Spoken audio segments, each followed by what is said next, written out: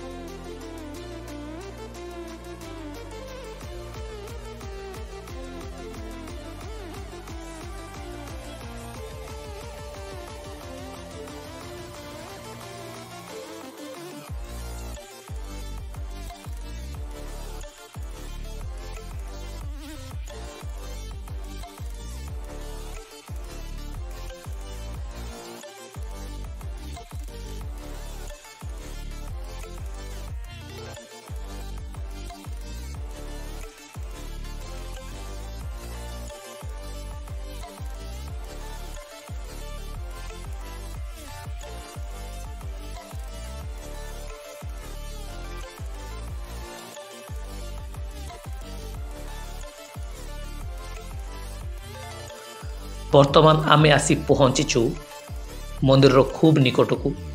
महादेव को दर्शन कर विलंब करनी चलता पड़ा। हर हर महादेव।